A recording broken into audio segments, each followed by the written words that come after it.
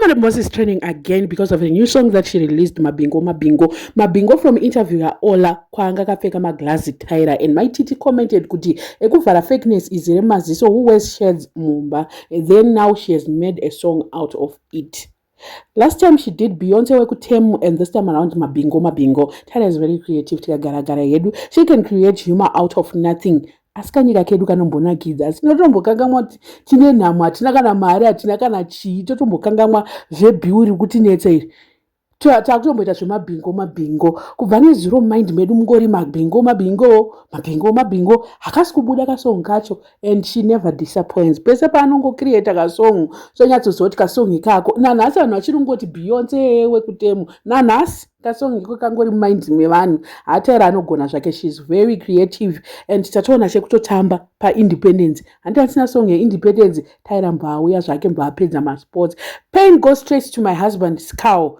Vekuuraya mombe from my husband haminoti vachatitirawo something here before independence kana kuti pamberi apo, because mabhingo pari zvino iri kutonga mastreets ese akangozara mabhingo mabhingo. Hanzi usati tuke mvuu usati wayambuka, hanzi usati wayambuka rwizi ndosong yacho zvairi kutaura nezvayo. Hanzi usati tuke iwe usati wayambuka kumberi uko.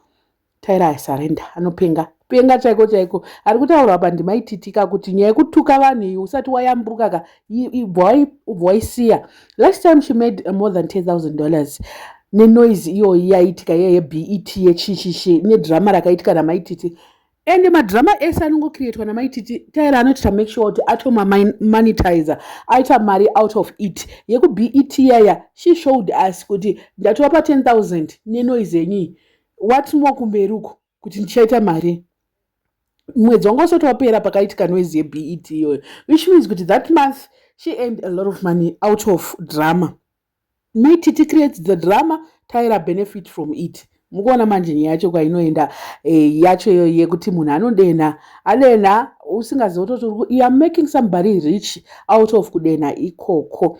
Apa from temuka takumombe drama racho from mabhingo song pamwe tichapiwa yemombe here I don't know tichapiwa chii chaizvo, but what I can say is she has coined it. I know she has coined it.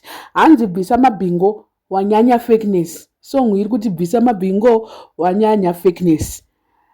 Zvimwe zvacho ka unosonyatsoona. And the song is currently it's sitting at almost 500,000 views, and yani 11 hours yareleaswa with 8,000 comments. Apa 8,000 comments azoshayo $1,000 angazoishaya, I don't think so. Anogona kutongowana $1,000 out of the post iyo chete, because mazwanoka Zakabheka ari kutarisa inonzi chi engagement ndo yaari kubhadhara. Malikes ari pana basa sterek, but chiri kuve important sterek engagement yepost yake yaita 8,000 comments. So from 8,000 comments madollars akatuti achawana comments ndo ari kubhadhara. So she has made money out of the song. I mean, not see song yacho. If you have heard the song, how is it? How is the song? How is the song so far? Vati vainzwa kana usati vainzwa wozoenda unoteerera song after this. But song yachoka, I guarantee you it's akayigona. And I don't know who composes the song. Is it Mofela or is it here? Is she amongst the people who composed the song? Because munhu ache yanogona. Whoever anoita come up with tuma songs twake aiwa anogona ake. I don't know what you guys think. Let me know in the comment section what are your thoughts. Panyaya vasana subscriber, please make sure that you're subscribed and see you in my next video.